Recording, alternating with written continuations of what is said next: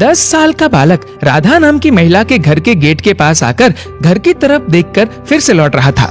राधा ने सोचा शायद उसे कुछ चाहिए, लेकिन बोल नहीं पा रहा है। इतनी देर में वो बालक फिर से आया। ऐसा 2-3 बार हुआ तो राधा खुद गेट पर गई और उससे पूछा, क्या बात है, क्यों बार बार देख कर जा रहा है, बता नहीं तो पुलिस को बुला लूंगी। बालक ने धीमी आवाज में बोला, आंटी जी क्या मैं आपका गार्डन साफ कर दूं? राधा को लगा ये कोई चोर भी हो सकता है, क्योंकि अनजान बालक पर कैसे भरोसा कर सकते हैं। इसलिए राधा ने कहा, नहीं हमें गार्डन साफ नहीं करवाना। इस बार बालक की आंखों में आंसू थे और वो हाथ जोड़ते हुए दयनीय स्वर में बोला, प्लीज आंटी जी प्लीज करवा लीजिए, मैं बहुत अच्छे से साफ करूंगा। राधा समझ गई कि शायद इसे पैसों की जरूरत है। बोली, अच्छा ठीक है। वो बोली, कितने पैसे लेगा? तो बालक बोला, पैसे नहीं आंटी जी, आप बस खाना दे देना। राधा बोली, ठीक है, अच्छे से काम करना।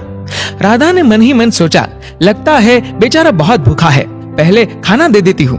राधा खाना लेकर आई। बोली, ले लड़के पहले खाना खा ले फिर काम करना। बालक बोला, नहीं आंटी जी पहले काम कर लूं फिर आप खाना दे देना। ठीक है कहकर राधा अपने काम में लग गई। करीब 1 घंटे बाद आवाज आई, आंटी जी एक बार देख लीजिए सफाई अच्छे से हुई कि नहीं। राधा बोली, अरे वाह तूने तो एकदम अच्छे से सफाई कर दी, गमले भी एकदम सही से जमा दिए। खुशी से बोली, यहाँ बैठ मैं खाना लाती हूँ। जैसे ही राधा ने उसे खाना दिया तो बालक जेब से थैली निकालकर उसमें खाना रखने लगा।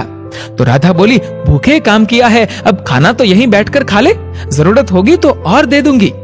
बालक बोला, नहीं आंटी। राधा को लगा कुछ तो गड़बड़ है और फिर से पूछा, क्यों लड़के? बालक जवाब नहीं दे रहा था। तो राधा ने गुस्से से पूछ लिया, बता कहाँ लेकर जा रहा है ये खाना और क्यों कर रहा है ये सब, वरना तुझे अभी के अभी पुलिस के हवाले करना पड़ेगा। लगता है तू घर से भागकर आया है, बोल जवाब दे। इस पर बालक बोला, अरे आंटी जी प्लीज ऐसे मत कीजिए, मैं बताता हूँ, लेकिन आप वादा कीजिए पुलिस को नहीं बुलाएंगे। राधा बोली, लगता है तूने कोई बहुत बड़ी गड़बड़ की है, सच सच बताएगा तो छोड़ दूंगी। फिर बालक ने जो जवाब दिया सुनकर राधा की आंखों से जैसे आंसुओं की धारा बहने लगी।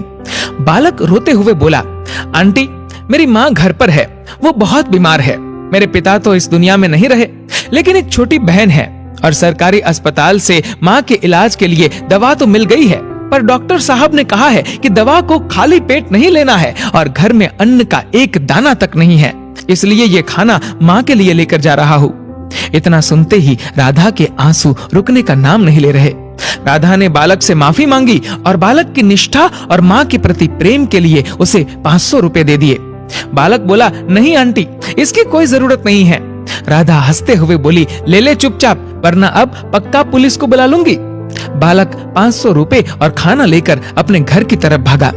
दोस्तों, कई बार हम लोगों को पहचानने में जल्दबाजी कर देते हैं।